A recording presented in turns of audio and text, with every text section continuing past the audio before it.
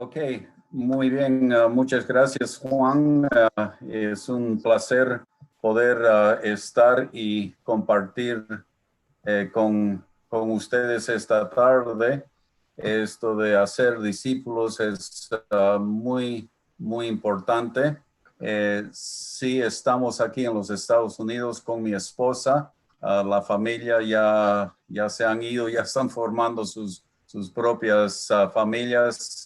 Tenemos 4 hijos, 3 de ellos nacido en Santa Cruz. Y bueno, es una pena para nosotros no poder volver a Bolivia, y todavía estamos esperando que haya noticia que se han abierto las fronteras y buscaremos cómo volver a nuestra casa y la obra.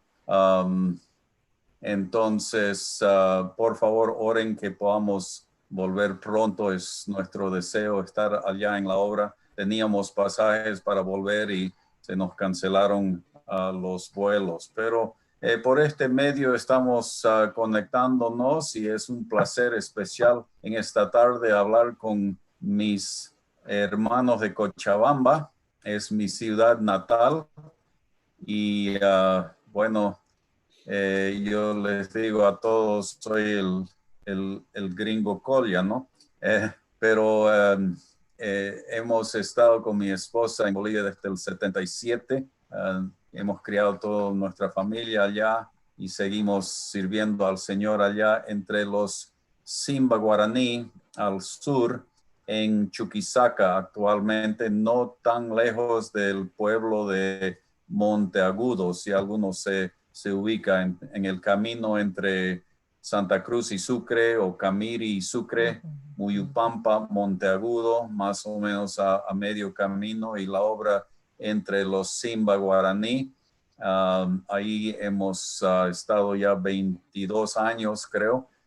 Después, antes de eso, estuvimos en otros lugares, pero estamos estableciendo iglesias, haciendo discípulos entre los Simba Guaraní, y parte de esa obra ha sido la traducción de la Biblia, no el Antiguo Testamento entero, pero porciones del Antiguo Testamento, todo el Nuevo Testamento y otras literaturas también para la iglesia, para los hermanos guaraníes. Y por favor, oren por ellos. Yo sé que están sufriendo bastante con esta situación del virus. Todos en Bolivia bastante, pero más siempre la gente más humilde en el campo, donde les cuesta conseguir las necesidades de cada día, ¿no? Entonces, por favor, estén orando por ellos.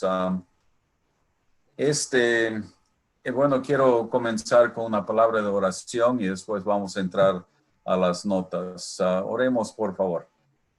Bendito Padre Celestial, te damos gracias por tu amor por nosotros, por el privilegio de ser tus hijos, y Señor, el privilegio de conocer al Señor Jesucristo como nuestro Salvador, de tener la vida eterna porque Cristo pagó por mis pecados, y ser embajadores tuyos, representantes en este mundo, hacedores de discípulos, Señor. Queremos trabajar en eso, queremos ver a otras personas venir a conocer el Salvador, el Señor Jesucristo, el único camino que conduce a la vida eterna. Y gracias por la oportunidad de compartir en esta tarde. Pido que tú nos guíes, que seamos guiados por el Espíritu Santo en esta tarde.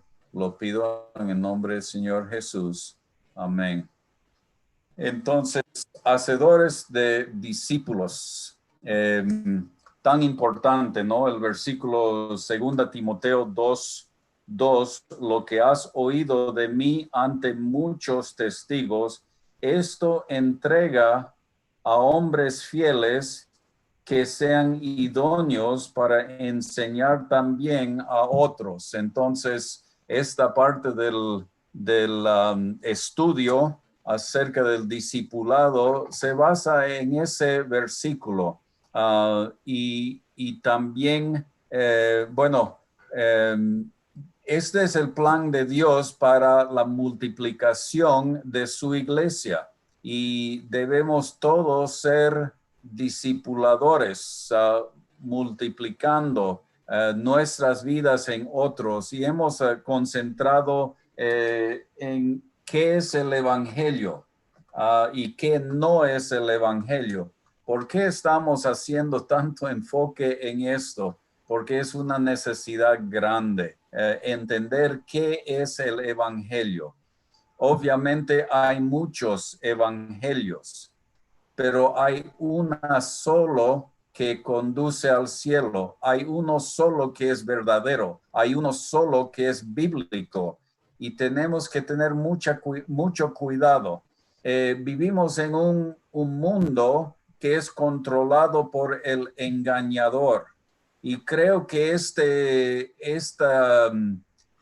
lugar del evangelio, este tema del evangelio, es un lugar donde el engañador ha hecho mucho para traer mucha confusión y engaño, aún en la iglesia de Dios, diríamos, aún en la iglesia evangélica, que están predicando otros evangelios. Y por eso es importante entender qué no es el evangelio, qué es el evangelio bíblico y qué no es el evangelio bíblico.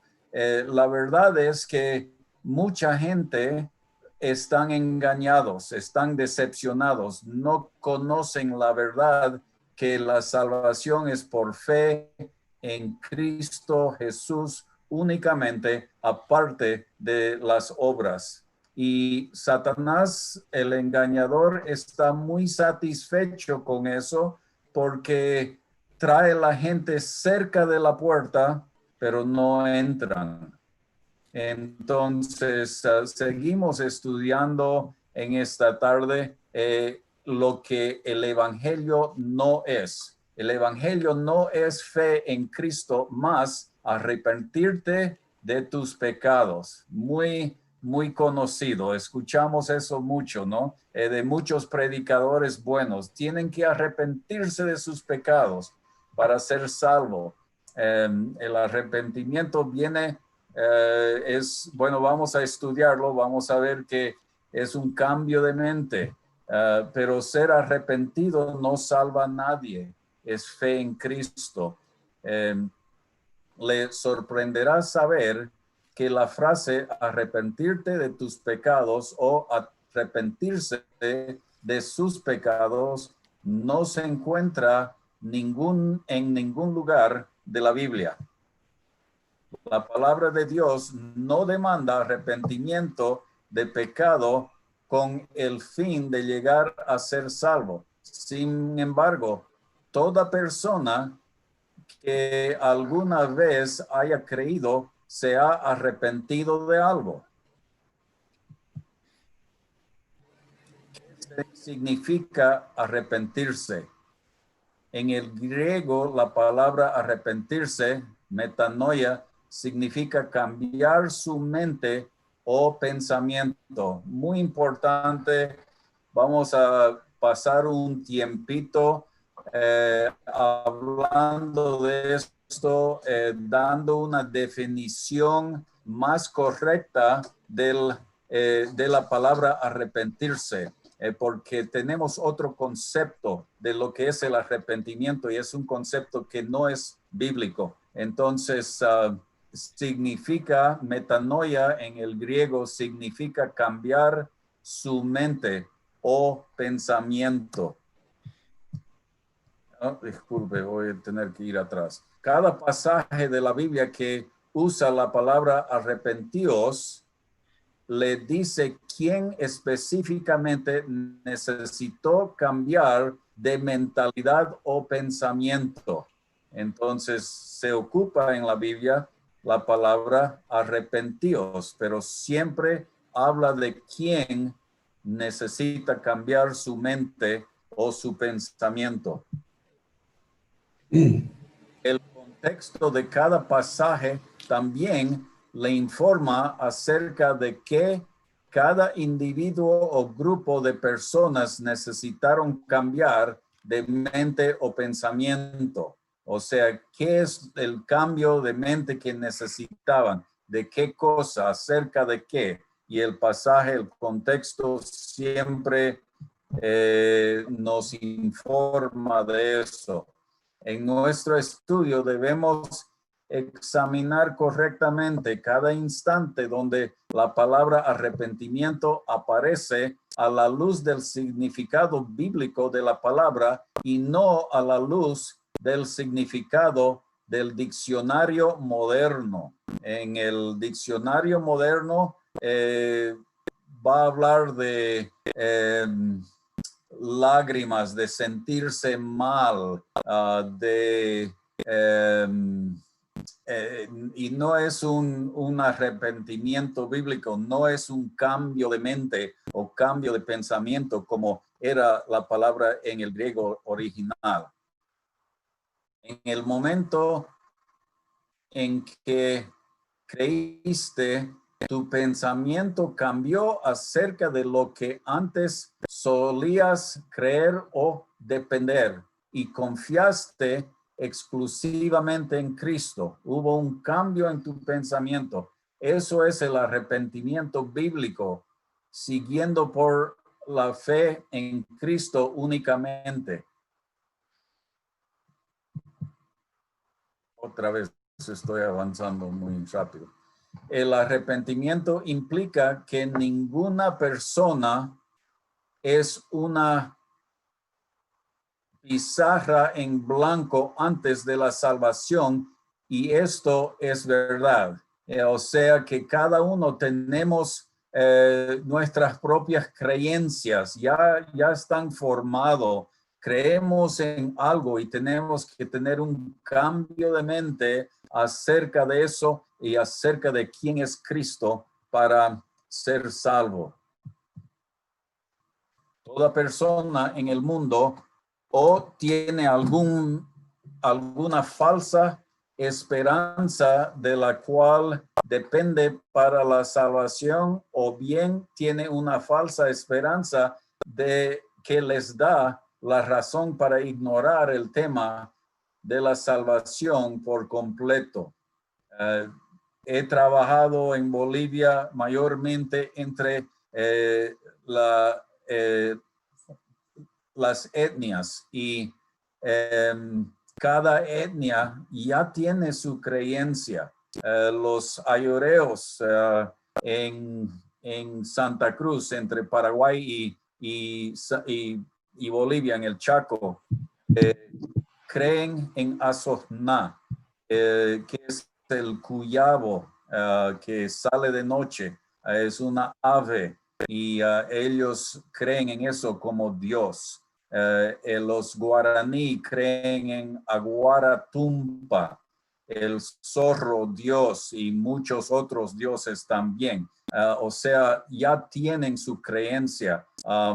No son un pizarrón en blanco que no creen nada. Por lo tanto, un cambio de mentalidad ocurrirá antes de que alguien confíe únicamente en Cristo. El arrepentimiento no es una obra que usted añade a la salvación. El arrepentimiento es un cambio de mente y no un cambio de conducta, muy importante, o dirección. No es una obra que añadimos a nuestra fe. Un cambio de conducta o dirección sería una obra que se agregaría a la obra de Cristo en la cruz.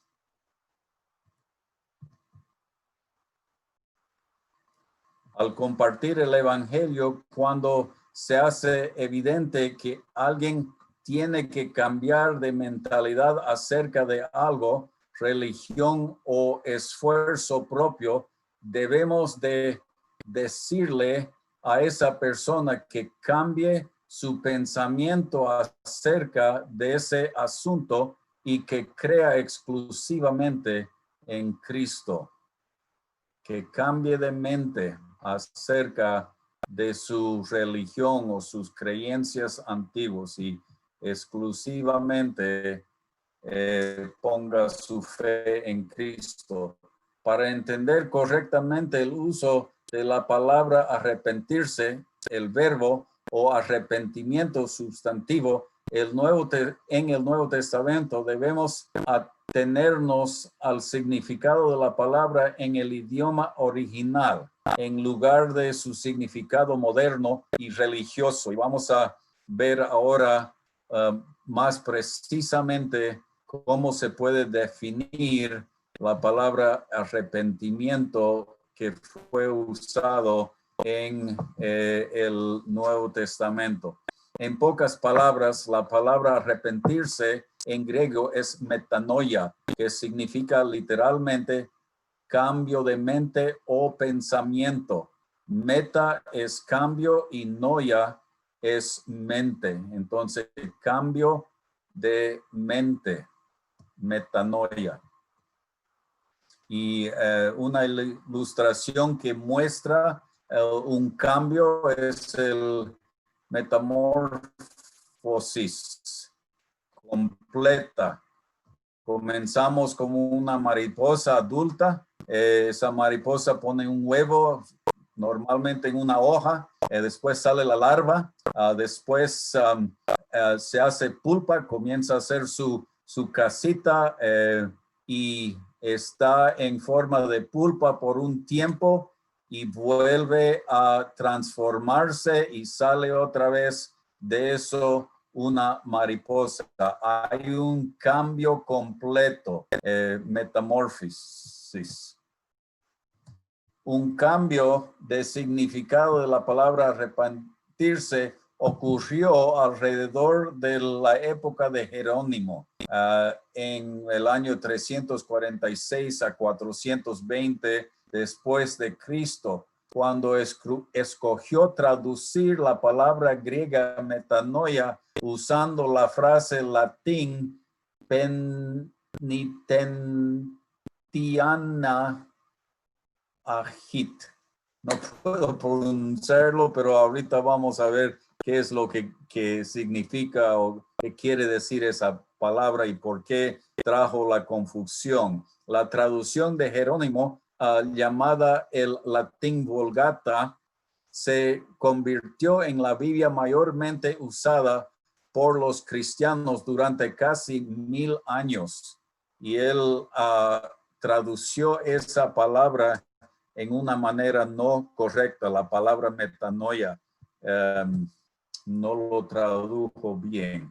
El significado moderno de arrepentimiento viene en gran parte de la frase latín que ahorita hemos mencionado, que significa hacer penitencia. Entonces, la palabra llegó a entenderse como hacer penitencia en vez de tener cambio de mente por la traducción no tan buena de Jerónimo. El español moderno de la palabra arrepentimiento se deriva de otra palabra en el latín, repometit, que significa lamentarse o sentirlo mucho. Lamentarse o sentirlo mucho también. Entonces, y aquí está la Biblia de la Vulgata que tradució el señor Jerónimo, donde fue traducido mal. La traducción del latín Vulgata de Jerónimo causó un cambio en el significado de la palabra arrepentimiento, de cambio de mente a hacer penitencia, a lamentarse por el pecado, ¿no? Y eso es lo que mucha gente piensa cuando escuchan la palabra arrepentimiento en la Biblia, ¿no? Hacer penitencia o lamentarse por el pecado, pero no es el significado correcto. Es un cambio de mente, metanoia.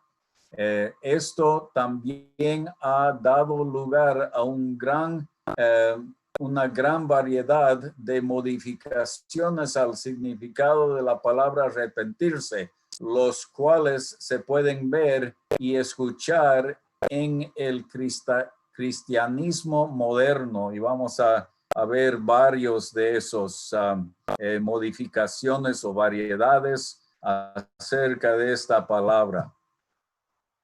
Aquí hay muchas definiciones erróneas y esa palabra errónea es importante. Definiciones erróneas de la palabra arrepentimiento que comúnmente habrás escuchado.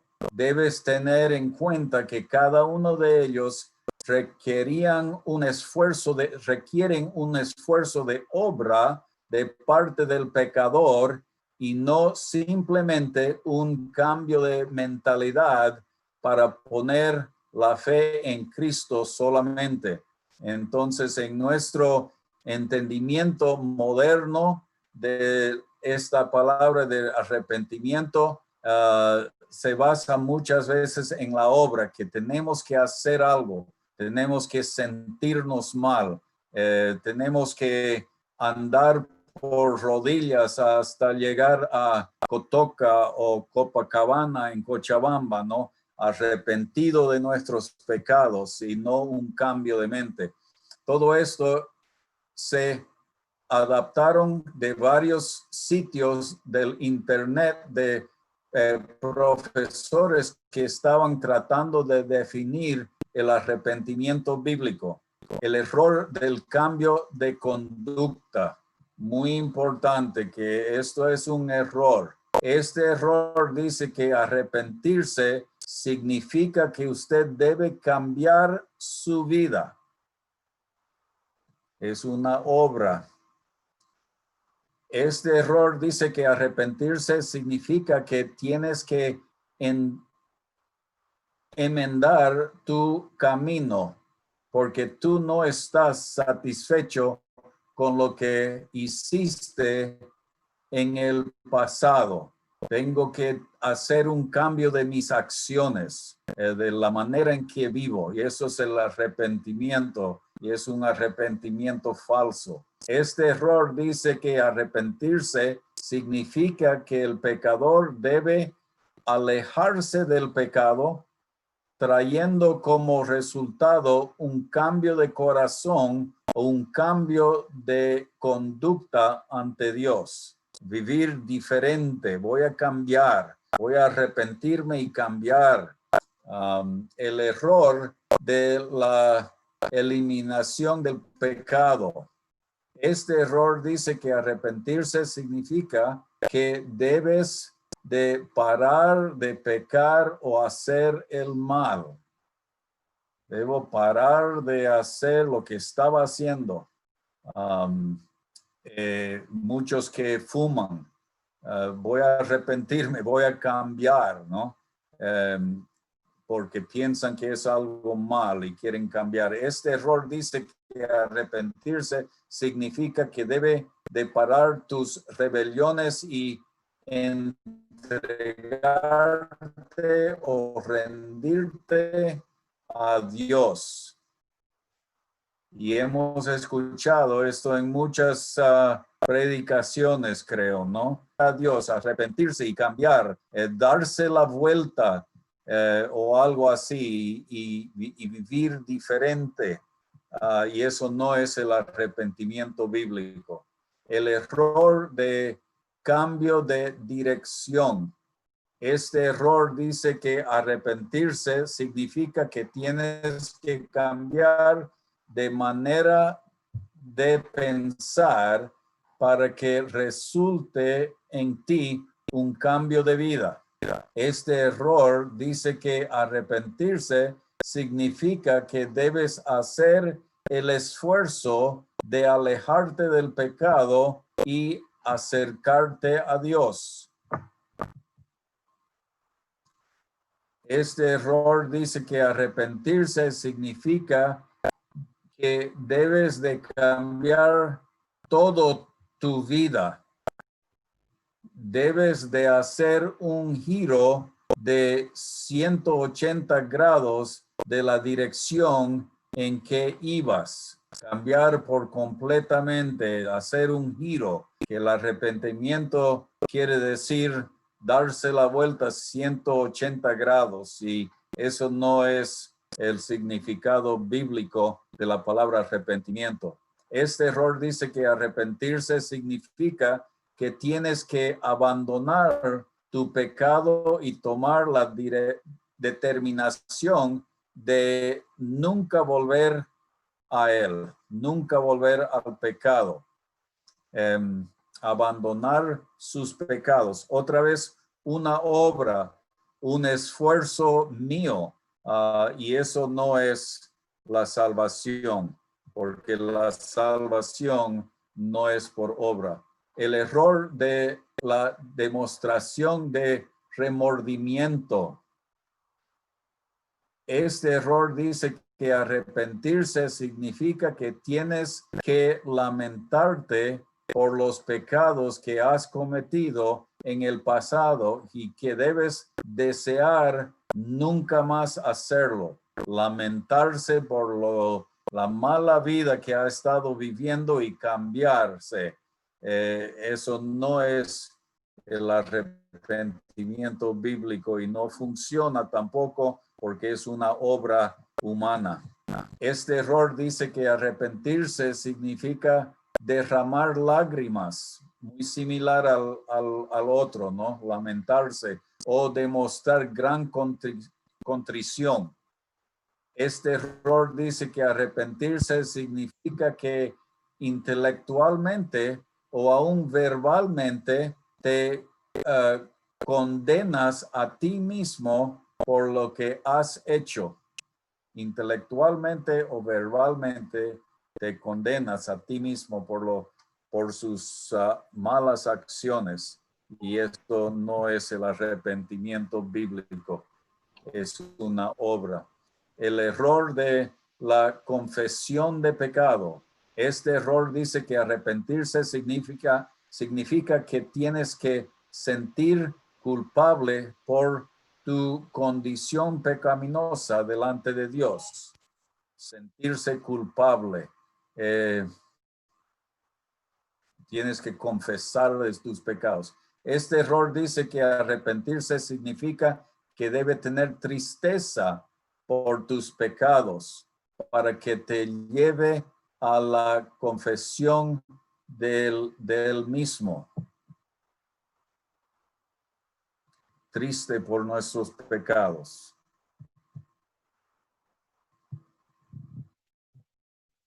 Este error dice que arrepentirse significa que no debes ocultar nada y que debes derramar tus condiciones pecaminosas a Dios en oración. Entonces, otro significado de arrepentimiento que es obras. Recuerda que según el Nuevo Testamento, el arrepentimiento es un cambio de mente acerca de lo que has estado confiando y de confiar en Cristo solamente. Entonces, este es el arrepentimiento bíblico y lo voy a repetir.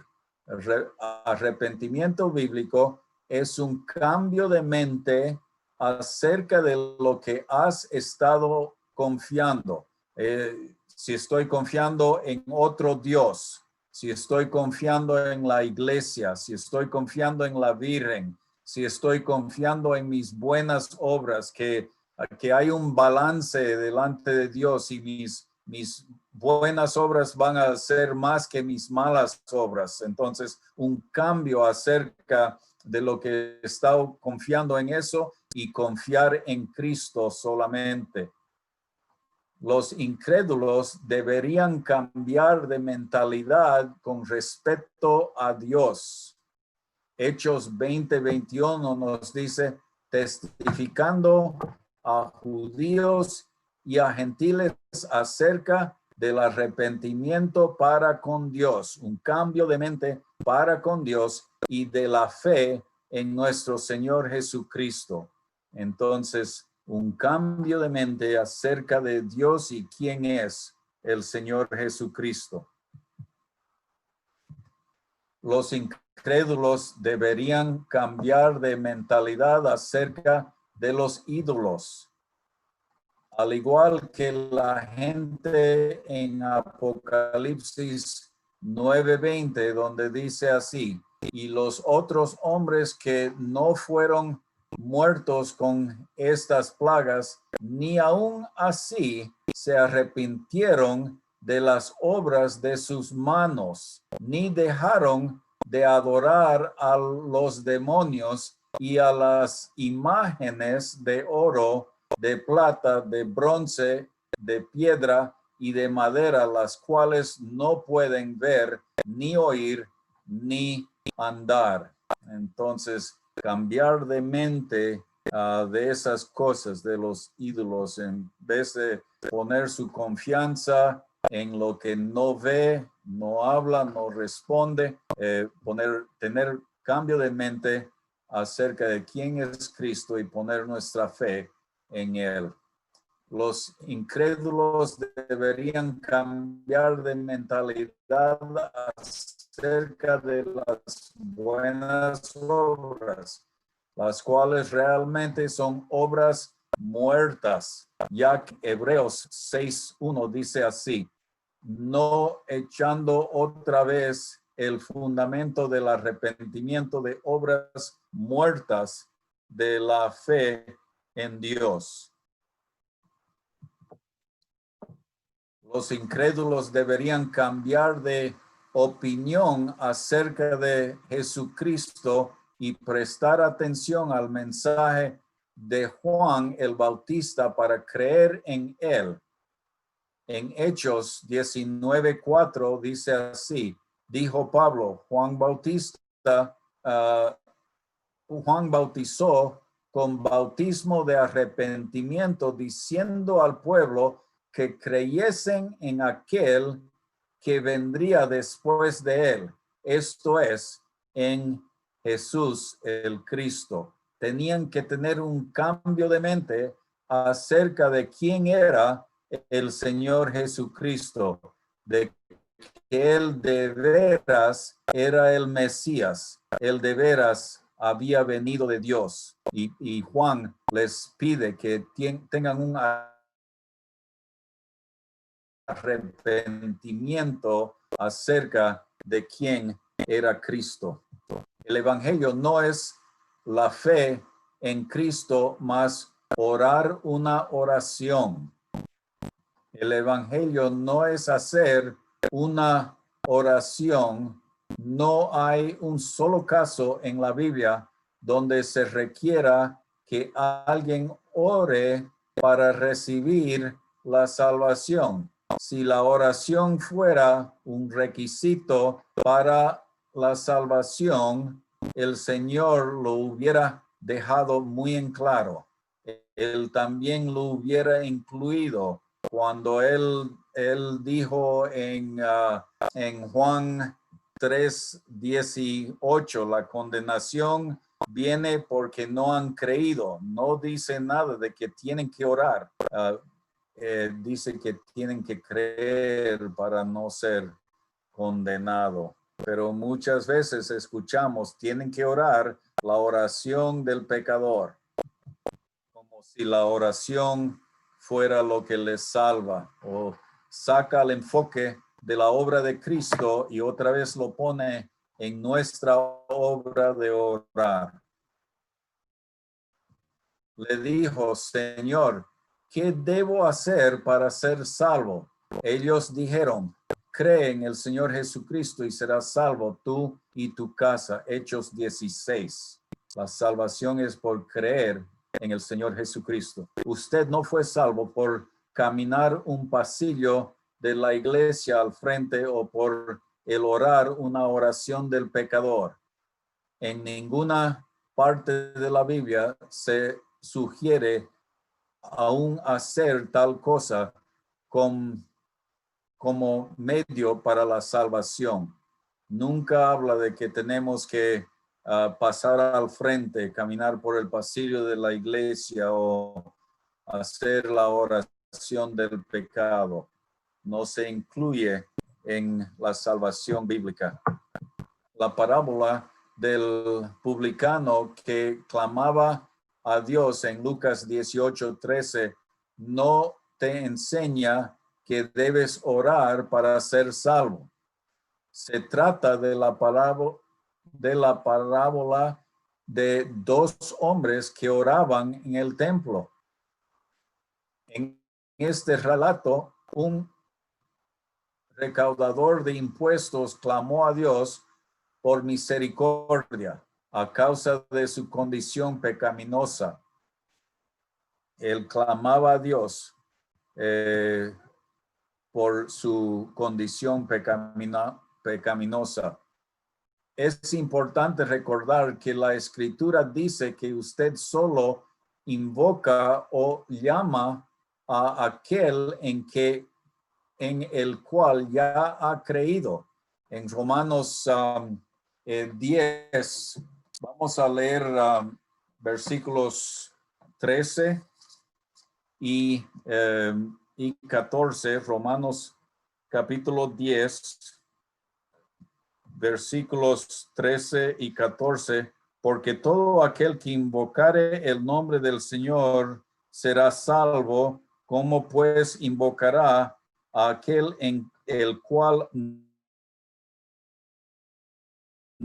no han creído? Tienen que creer antes de invocar, y a veces lo cambiamos, ¿no? Tienen que orar para ser salvo. No oramos, invocamos el nombre de él después de ser salvo.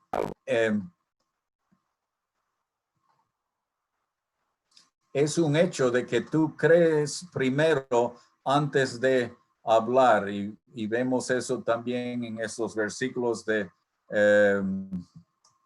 2 Corintios 4:13 y Romanos 10:10. Este hombre fue salvo antes de hablar. Su oración no le salvó. Fue su fe en Dios lo que le fue contado por justicia. Romanos 4:5. Veremos lo que dice Romanos 4:5.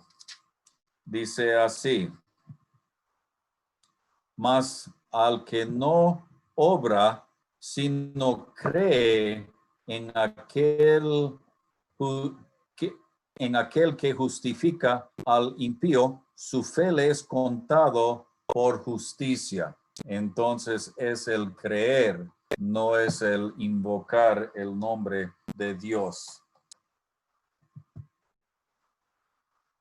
Las palabras en su oración confirmaron lo que estaba sucediendo en su corazón, pero no fueron ellas las que lo salvaron.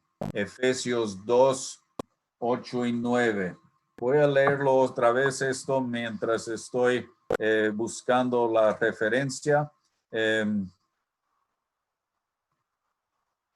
Dice así: las palabras en su corazón confiaron lo que estaba sucediendo en su corazón, pero no fueron ellas las que lo salvaron. La oración no salva a nadie. Es lo que ocurre en su corazón. Es el cambio de mente acerca de quién es Cristo, poniendo su fe, su confianza en él. Efesios 2:8 y 9, muy conocido, porque por gracia sois salvo por medio de la fe, y esto no de vosotros, pues es don de Dios, no por obras o algo que hemos hecho nosotros, para que nadie se gloríe.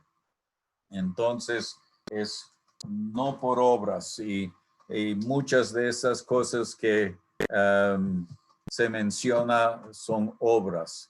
Lo que esta palabra no enseña no enseña que debemos orar para ser salvos. No existe ningún lugar en las Escrituras donde se nos dice que oremos para ser salvos.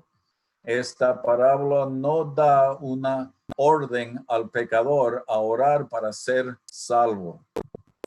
Si este pasaje enseña que hay que orar para ser salvo, entonces también enseña que uno se debe golpear el pecho, porque eso es parte de esa parábola, en un templo con el fin de ser salvo. Y entonces no está enseñando que tenemos que orar. Bíblicamente se nos dice repetidamente que el único requisito para la salvación es simplemente creer en Cristo, que murió por nuestros pecados y resucitó al tercer día. Y ya hemos leído Hechos 16:31. Voy a leerlo esto otra vez. Bíblicamente nos dice repetidamente que el único requisito para la salvación es simplemente creer en Cristo, que murió por nuestros pecados y resucitó al tercer día. Esa es la salvación bíblica.